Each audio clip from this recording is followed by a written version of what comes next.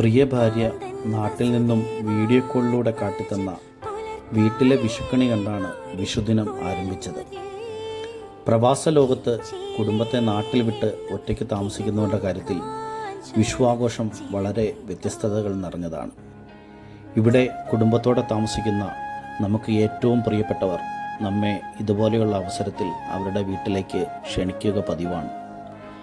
അവർക്കൊപ്പമായിരിക്കും മിക്കവാറും നമ്മുടെ വിഷു. ഇത്തവണ ഷൈൻ ചേട്ടനും സബ്ന ചേച്ചിയും അതുപോലെ പ്രിയ കിരണും രമയും വിഷു ആഘോഷിക്കുവാൻ അവരുടെ വീട്ടിലേക്ക് ക്ഷണിച്ചിരുന്നു. 12 മണിയോടെ ഷൈൻ ചേട്ടൻ്റെ വീട്ടിലെത്തുമ്പോൾ ഡിജോ കീർത്തിയുടെയും ഷൈജു ചേട്ടൻ്റെയും കുടുംബവും ഒപ്പമുണ്ടായിരുന്നു. സദ്യവിഭവങ്ങളൊക്കെ കാലേ കൂട്ടി തയ്യാറായിരുന്നു. തൂശനില ഒരുക്കലോടെ പരിപാടികൾ തുടങ്ങി. തൃശ്ശൂരുകാരുടെ വിഷു സ്പെഷ്യലായ വിഷുക്കട്ടയും ശർക്കരപ്പാനിയും ബീനേച്ച് തയ്യാറാക്കി കൊണ്ടുവന്നിരുന്നു. അത് കഴിച്ചു കഴിഞ്ഞ് പിന്നെ ഫോട്ടോഷൂട്ടിൻ്റെ സമയമായിരുന്നു.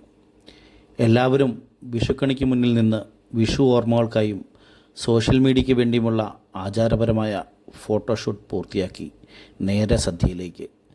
സബ്നേച്ചിയുടെ കൈപുണ്യം കലർന്ന രുചികരമായ സദ്യ, ഒപ്പം പ്രിയ സുഹൃത്ത് ദിത്യൻ്റെ സ്വീറ്റ് ബാസ്ക്കറ്റിൽ നിന്നും വാങ്ങിയ രുചികരമായ പാലടയും അടപ്രഥമനും കഴിച്ച് വിഷു സദ്യ എന്ന ചടങ്ങ് എല്ലാവരും ചേർന്ന് പൂർത്തിയാക്കി. തുടർന്ന് രാജി മുൻകൈയെടുത്ത് എല്ലാവരും ചേർന്ന് കുറച്ച് പാട്ടുകളും പാടി ഈ വർഷത്തെ വിഷുവിൻ്റെ ഓർമ്മകളും പേറി പ്രിയപ്പെട്ടവർക്കൊപ്പം ഒരു വിഷുദിനം കടന്നുപോയി. അപ്പോഴും കിരണിൻ്റെ വീട്ടിൽ എത്താൻ കഴിയാഞ്ഞതിൻ്റെ പരിഭവം ബാക്കി.